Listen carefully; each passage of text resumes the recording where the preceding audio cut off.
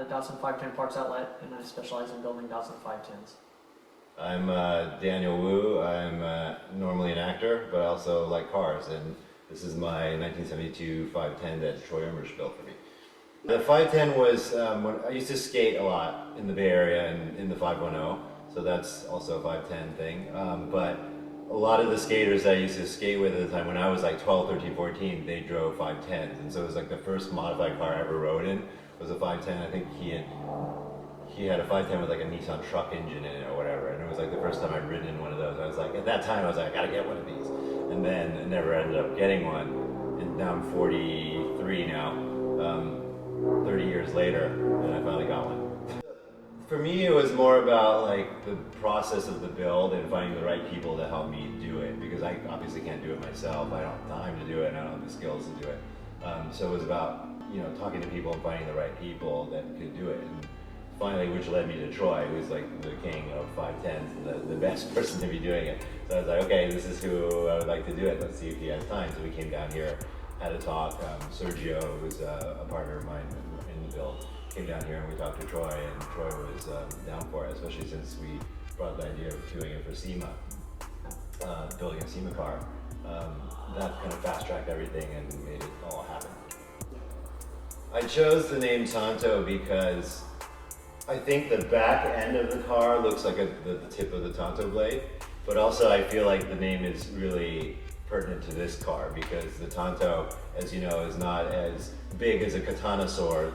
It's the little short sword, but it's equally as dangerous, equally as quick, equally as badass as a Katana sword. And I think that's the ethos of the 510, is that it wasn't, you know, to visually right away something that you think, oh, it's an amazing race car, but it ended up being a really great race car because it was a great chassis, really light, and that's what a Tantō is. It's a really efficient killing weapon, and so this is a really efficient racing weapon. For the build aspect, I mean, the most important thing you got to find is a really good starter car. And Sergio and Daniel hunted, surprisingly found a car pretty fast. Yeah. And they bought this car out of Utah, and it was a really rust-free chassis. I think it was original paint. So perfect car to invest a bunch of money into and be happy with that finished product, knowing that, you know, nothing was patched together with a couple other cars to make it what it is. And the other thing is, I'm definitely old school when it comes to the drivetrain, and these guys felt exactly the same way. We really weren't that interested in doing something injected or some late model swap. It's so common now that to even find something L series is more unique than finding something with a later model injected engine. So that was the drive behind keeping that 72-ish flavor, but with some other tweaks that these guys visually like to see. Rebello did the engine for us, and you know, of course, it's not a 1.6 liter anymore. You know, it's bored, stroked, and offset ground crankshaft. It's all the way up to almost 2,400 cc's out of an L series, and 230 horsepower. Pretty respectable number out of an L series. And talking 40-year-old technology with a pair of Mikuni side draft carburetors.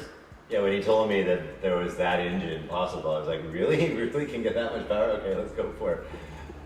But yeah, I wanted to keep it old school in terms of that, because the ethos of the build, even though it looks brand new and all that stuff, is that we wanted to keep like JDM old school aesthetics to it.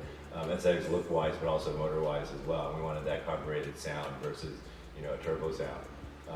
And all that, I think, was part of the whole ethos of the build, is try to keep it simple, but classic and classy, actually. Classy is the real key word for it. Troy goes, what are you going to use this for? I go, canyon runs and picking up my daughter from school. Or going through the canyon to pick up my daughter from school. So that's what it was the purpose for it. And so I wanted to be able to use it, you know, as much as possible, you know, a couple times a week, and then take it to the track every once in a while, and autocross it every once in a while. They need to be reliable, yeah, but enough power to surprise you. And I think it does both of those. You know, like having been involved in it now, going through like forums and seeing the culture of it, and the culture of the Datsun culture in California, it's a really interesting culture, a really interesting community. That was really cool to be part of and join that.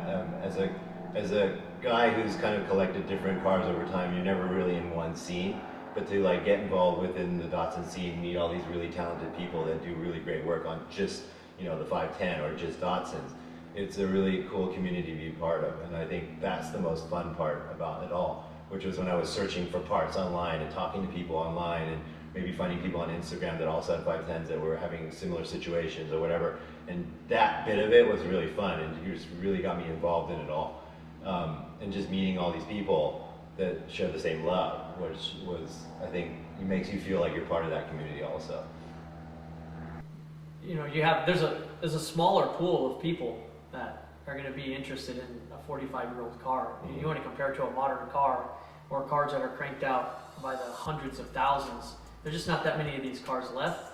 So people, they take pride in those projects, and they love their car, and they would like to see the same feelings that other people have. They want to share those same feelings, and so it's a pretty small group. Yeah. And everybody does, like you said, sort of pay forward. Everybody's looking out for each other and trying to help and develop. You know, the neatest thing is that over the time that these cars came out, they just keep evolving. I mean, who would have thought, you know, and when they came out with a 1600 in it, that now we've got all up to 2300 cc's. You know, they just continue to evolve, and they're getting better and better. And good cars are hard to find, but the cars are the quality of the products that we're making and developing are outstanding. I don't know. I'm definitely form and function over the visual. I mean, aesthetically, the things need to be really clean. That's just how I like to build cars. Things have to be. I don't want a rough edge. I don't want things out of parallel. A lot of things that just need to flow. And it's amazing that these guys share the same exact view and the same vision of the way things need to be put together, so that your eyes just graze right over the top of everything, and everything just looks outstanding from start to finish. And there wasn't anything I would say, oh, I want to do differently. I would have done it differently if I had more time. I did everything the way I wanted it done, and finished product is exactly what I was hoping for when we took the project on. Cool. Is there anything you guys want to add? No, I don't think so. we covered it, yeah. Cool. All right. That concludes that. Cool. All right. Let's go on a drive.